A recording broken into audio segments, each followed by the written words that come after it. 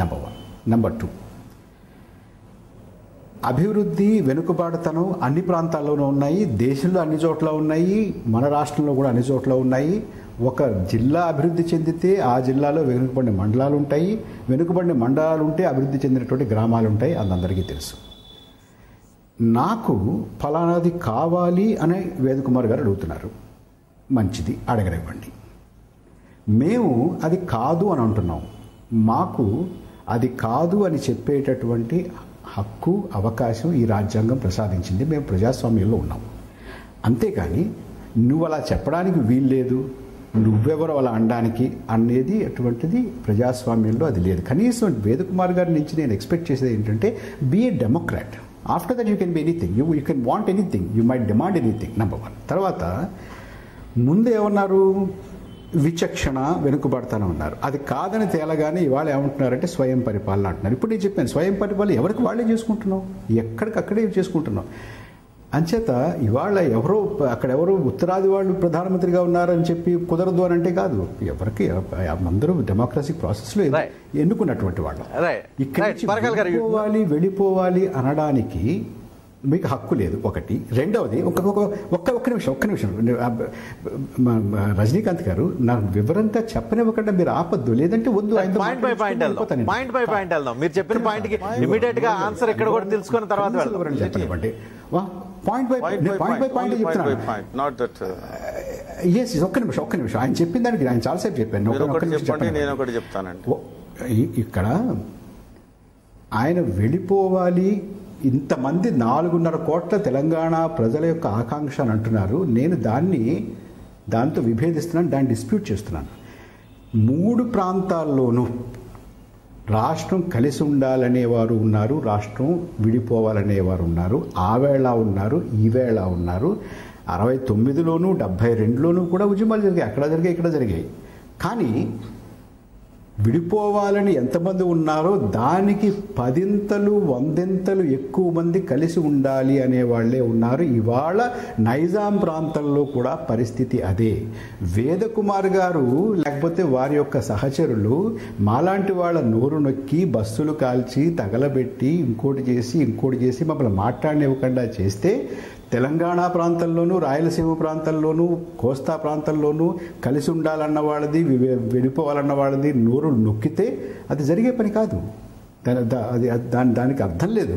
ఇవాళ వాళ్ళు చెప్తున్నది నిజంగా వాడు ప్రజాస్వామ్యం పట్ల వారికి ఏమాత్రం నిబద్ధత ఉన్నా కూడా మీరు ఏం కావాలని అడుగుతున్నారో, ఏం కావాలని అడుగుతున్నారు దాన్ని నేను డిస్ప్యూట్ చేయట్లా.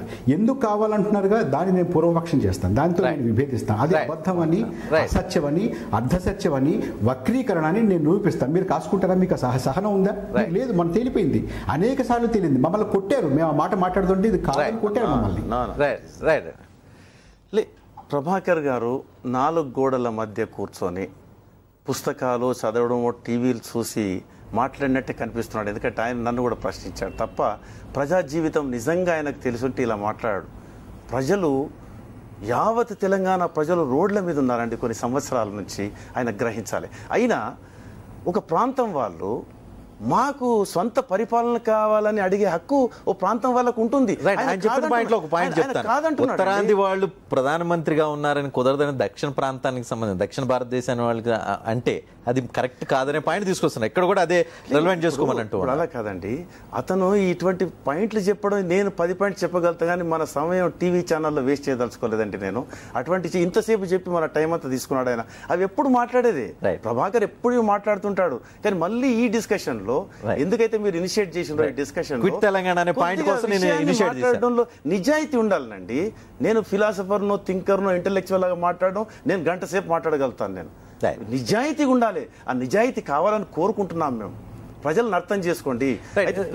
మన పాయింట్లోకి వస్తే, క్విక్ తెలంగాణ పాయింట్కి వస్తే కనుక ఎవరికి వాళ్ళు ఏ ప్రాంతానికి ఆ ప్రాంతం, లేకపోతే ఎవరి గ్రామానికి వాళ్ళు స్వపరిపాలన చేసుకుంటుంటే ఇంకా క్విక్ తెలంగాణ అని దేనికి అంటారనేది పాయింట్ తీసుకొస్తాం. అతను అడగడం అంటే ఆయన లోపల ఆయన ఇన్నోసెంట్ అనుకోవాలన్నా, అమాయకుడు అనుకోవాలన్నా, రాజకీయ నాయకుడు అనుకోవాలన్నా, ఒక ఇంటలెక్చువల్ అనుకోవాలన్నా, తెలంగాణ ప్రాంతం అడుగుతున్నాము, గ్రామానికి అడగటం లేదు మేము.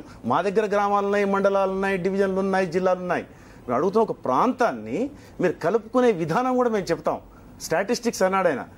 మొత్తం మొత్తం ప్రతి విషయాన్ని కూడా మేము చెప్పగలుగుతాం ఏంటంటే ఎంత వక్రీకరించి ఎంత తప్పుదోవ తీసుకుపోయి లేనివి ఉన్నట్టు చెప్పి ఉన్నవి లేనట్టు చెప్పినవన్నీ కూడా చెప్పి అటువంటిది ప్రచారం చేస్తున్నారని తెలంగాణ ప్రాంత ప్రజలు అనుకుంటుంటే ఆయన రివర్స్గా మాట్లాడుతున్నాడు. ఎప్పుడైతే ఆంధ్ర ప్రాంతం మద్రాసులో ఉన్నప్పుడు విశాలాంధ్ర ఏర్పడ్డప్పుడు ఆంధ్ర రాష్ట్రం ఏర్పడ్డప్పుడు మద్రాసులో ఉన్నప్పుడు మద్రాసే మాకు కావాలని పేచీ పెట్టుకుంటే వాళ్ళు రాత్రి తరిమి కొడితే కర్నూలులో డేరాలు వేసుకొని హెడ్ క్వార్టర్ పెట్టుకున్న ఆంధ్ర ప్రాంతం 4 సంవత్సరాలు కూడా కాకముందే మొత్తం తెలంగాణలో 100 కిలోమీటర్లు కృష్ణా పారుతుంటే గోదావరి పారుతుంటే మా నిధులుంటే ప్రపంచంలో ప్రఖ్యాతిగాంచిన పట్టణం అన్ని ఇన్ఫ్రాస్ట్రక్చర్ ఉన్న పట్టణాన్ని దీన్ని దోయడానికి తెలంగాణ ప్రాంతాన్ని ఆంధ్రలో తెలంగాణ ప్రజలకు వ్యతిరేకంగా కలుపుకున్న ఈ ఆంధ్ర రాయలసీమ ప్రాంతము ఇవాళ ప్రభాకర్ ఇవన్నీ మాట్లాడంటే మా హక్కులు కాజేసినారు. 56 సంవత్సరాలు చూసినాం. అయినా అన్నదమ్ముల్లా విడిపోదాం, ఆత్మీయుల్లా కలిసి ఉందామని కూడా చెప్తున్నాం. ఆంధ్ర రాయలసీమ ప్రజలకు మేము వ్యతిరేకం కాదు, ఓన్లీ దోపిడీదారులకు. ఆ దోపిడీదారులకు కూడా అన్నల్లాగా తమ్ముల్లాగా ఎంతో ఆత్మీయంగా 56 సంవత్సరాలు మేము వాళ్ళను ఓపిక పట్టాం. ఇంత శాంతియుతమైన ఉద్యమం కూడా ప్రపంచంలో ఎక్కడ చూడరు మీరు. సకలజన సమ్మెలో ఈ ప్రాంతంలో చేశాము. 42 రోజులు తల్లులు ముసలి తల్లులు బస్సు లేకుండా కూడా బిడ్డ లేకున్నా సరే కానీ మన తెలంగాణ ప్రాంతం ప్రత్యేక రాష్ట్రాన్ని సాధిస్తాం బిడ్డ మీరు ఇంకా కంటిన్యూ చేయాలని ప్రజలకు చెప్పారు. వీరు ప్రభాకర్ గారు ప్రజలను చూడమనండి, ప్రజల్లోకి పోమనండి. ఆంధ్ర ప్రాంతంలో కూడా ఈ ప్రభాకర్ ఎన్ని గ్రామాలు తిరుగుతున్నాడో నాకు తెలియదు. హైదరాబాద్లో ఎయిర్ కండిషన్లో 4 గోడల మధ్యలో కూర్చొని ఓ రాజకీయ పార్టీలో ఎగ్జిక్యూటివ్ మెంబర్గానే ఉండి ఇటువంటి మాటలు మాట్లాడితే సిగ్గుచేటు. ఎందుకంటే రేపు ప్రజలను పక్కదోవ తీసుకెళ్తున్నారు. ఈ సమయాన్ని కూడా ఒక్క నిమిషాన్ని టెలివిజన్ టైం కూడా వేస్ట్ చేయొద్దు అనేది కూడా ఆయన గ్రహించాలి. ఇది మహోన్నతమైన ఉద్యమం. కాబట్టి క్విట్ తెలంగాణ.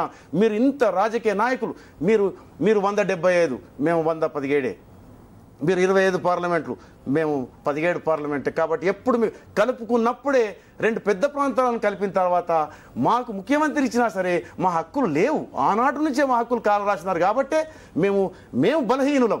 ఏది రాజకీయంగా అసెంబ్లీలో బలహీనులం. కాబట్టి మా ప్రాంతం కోరే హక్కు మాకుంది. ప్రభాకర్కి తెలవాలి. ఎవరైతే ఒకసారి ఆయన దగ్గర కూడా వెళ్దాం. బలహీనులు కాబట్టి రాజకీయంగా లేకపోతే ప్రజాప్రతినిధుల పాయింట్ ఆఫ్ వ్యూలో బలహీనులు కాబట్టి క్విట్ తెలంగాణ అనాల్సి వస్తూ ఉంది.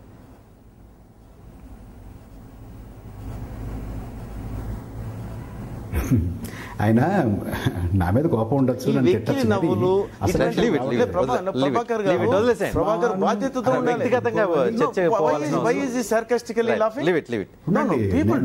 నేను ఏసీ రూమ్ లో కూర్చుంటాను, లేకపోతే నొలక మంచంలో పడుకుంటాను, లేకపోతే ఏమిటో అది అలా ఉంచుదాం. ఆయన ఏం చేస్తారో మేమేం చేస్తామో అని పక్కన పెడదాం అనుకోండి.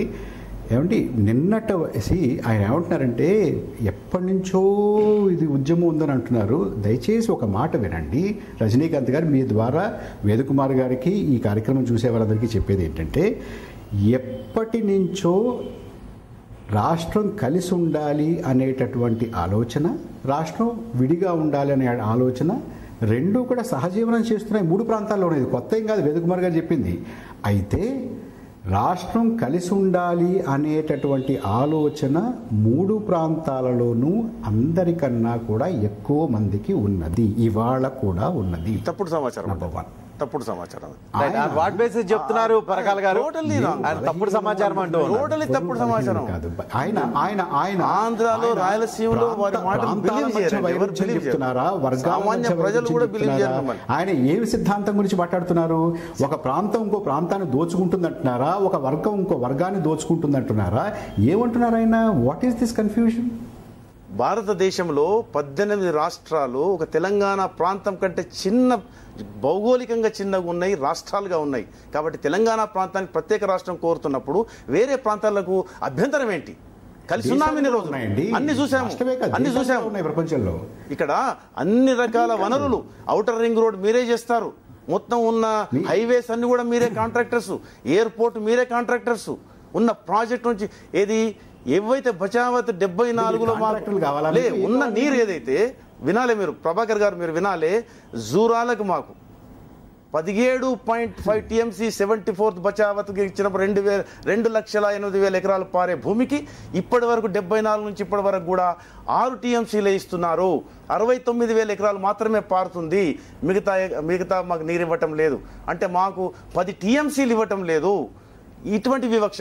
ఆర్డీఎస్ తీసుకోండి, ఆర్డీఎస్ తీసుకోండి. తప్పు. మీరు ఎక్కడ నేర్చుకున్నారో, మహబూబ్ నగర్ ఎక్కడి నుంచి పట్టుకొస్తున్నారో నాకు తెలియదు, కానీ అవి మీకు తెలివై కదా ప్రభాకర్ గారు, మీరు ఎన్నడూ ఆలోచించలే కదా, మీకు అవి అవసరం కూడా లేవు కదా. ఎందుకంటే మీరు సీమ ఆంధ్ర ప్రాంతాన్ని మీరు చక్కగా మీరు విషయం నేను తెలంగాణ ప్రాంత ప్రభాకర్ వినాలి, ఒక నిమిషం వినాలి ప్రభాకర్ గారు.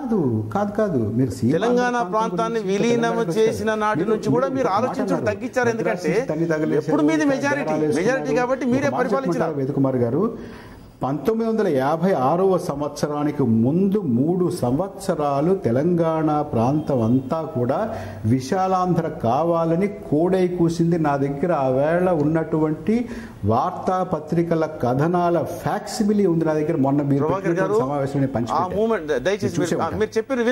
హైదరాబాద్ నగర సంఘం తీర్మానం చేసింది, తీర్మానం చేసేయి, పంచాయతీలు తీర్మానం చేసేయి, గ్రామాధికారుల సంఘం, తెలంగాణ గ్రామోద్యోగుల సంఘం తీర్మానం చేసింది. వీరందరూ కూడా విలీనానికి సంబంధించి కాదు ప్రభాకర్ గారు, అప్పటి నుంచి బలవంతంగా కలిపేసుకున్నారు, ఎవరు వద్దన్నారు, అక్కడి నుంచి ఇక్కడి నుంచి వచ్చారనేటువంటిది శుద్ధ అబద్ధం.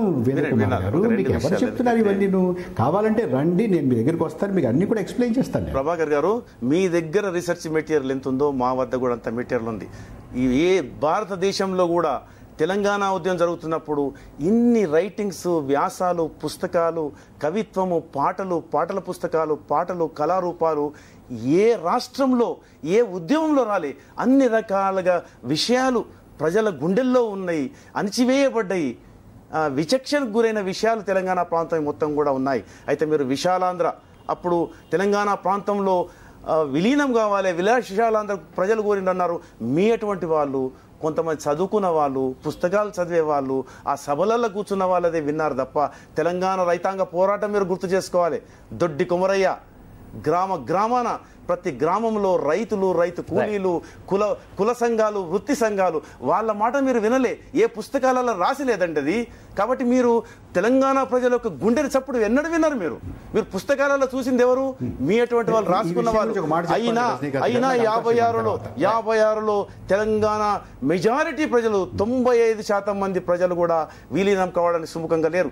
నెహ్రూ కూడా స్టేట్మెంట్ ఇచ్చాడు, అమాయకులతో మీరు కలుస్తున్నారు కాబట్టి ఎప్పుడైనా విడిపోవచ్చు, మీరు కలిసి ఉండొచ్చు, విడిపోవచ్చు అని కూడా చెప్పాడండి. అది ఎక్కడ లేదండి. రజనీకాంత్ గారు ఒక్క విషయం గురించి ఆయన చెప్పిన దాన్ని వివరణ ఇవ్వాలి. ఏది ఆవేళ అందరూ కూడా కాదంటున్నారు, అయినా కూడా అన్నారే, దాని గురించి ఒక వివరణ ఇవ్వాలి. ఇంకోటి, ఆయన తెలంగాణ ప్రత్యేక రాష్ట్రం కావాలని 69లో జరిగినటువంటి ఆందోళనని తెలంగాణ సాయుధ పోరాటం రెండు కలుపుతారా? రెండు వేరే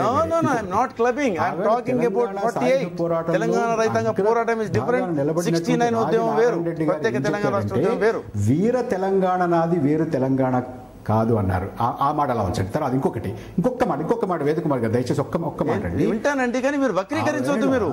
మీరు ఒక పేపర్ కు పరిమితమై మాట్లాడకండి దయచేసి. ప్రాక్టికల్ ప్రజల నాడితో మాట్లాడండి. నిజాం ప్రాంతంలో ఉన్నటువంటి గడీ దొరల మీద, ఆ వేళ ఉన్నటువంటి ఫ్యూడల్ విధానం మీద, ఆనాడు ఉన్నటువంటి జమీందారీల మీద, ఆనాడు బండెనక బండి కట్టి వెళుతున్నటువంటి వారి మీద తిరగబడినటువంటి, వారు చేస్తున్నటువంటి విచక్షణ, వారు చేస్తున్నటువంటి దాష్టికాలు, వారు చేస్తున్నటువంటి దౌర్జన్యాల మీద తిరగబడిన దానికిను ఇవాళ మీరు చెప్తున్న దానికి చాలా తేడా ఉంది. దానికి దీనికి లేదు. అయితే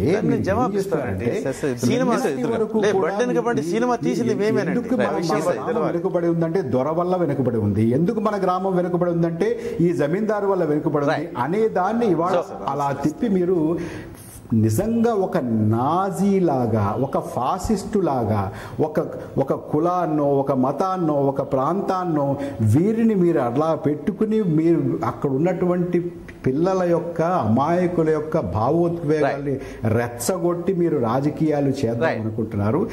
నైజాం ప్రాంతంలో ఉన్నటువంటి సామాన్య ప్రజలెవ్వరూ కూడా మిమ్మల్ని హర్షించడం లేదు. మేము చెప్పేది గనక వారికి తెలిసేలా ఉంటే, వారికి తెలిస్తే మిమ్మల్ని అక్కడ నిలదీస్తారని చెప్పి భయపడి మా మాట అక్కడికి చేరకుండా మీ మాటను ప్రభాకర్ గారే డామినేట్ చేశాడు మొదటి టాకులో.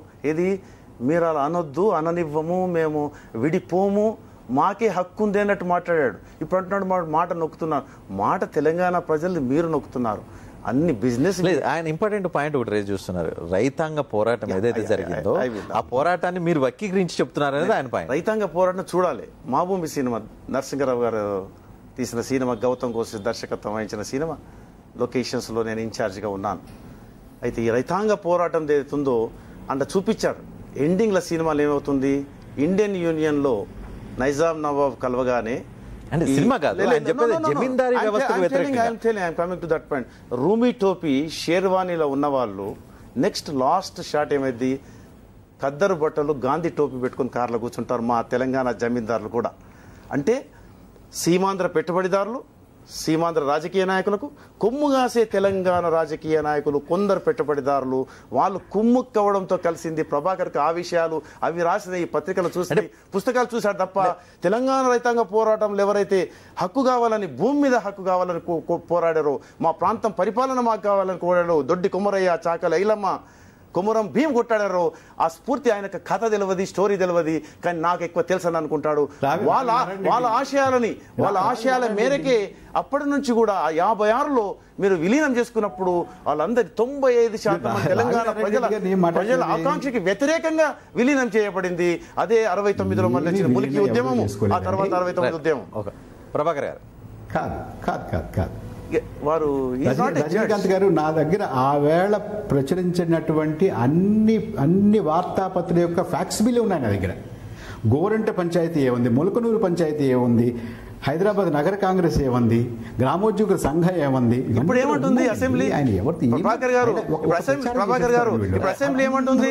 175 మీరు లవలేశమంత కూడా నిజం లేదు అందులో. లేదంటే చట్టసభల్లో ఇప్పుడు 175 మంది ఉన్నప్పుడు ఈ 117 మంది ఏమంటారు వినపడుతుందా? అలానే అప్పుడు కూడా జరిగింది.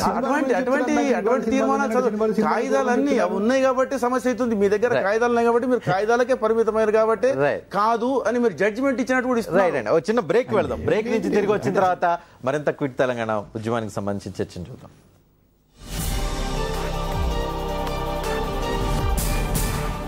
టీవీ9 సమాచార స్రవంతిని సహసమర్పించిన వారు అదేనండి, ఒకే దెబ్బకి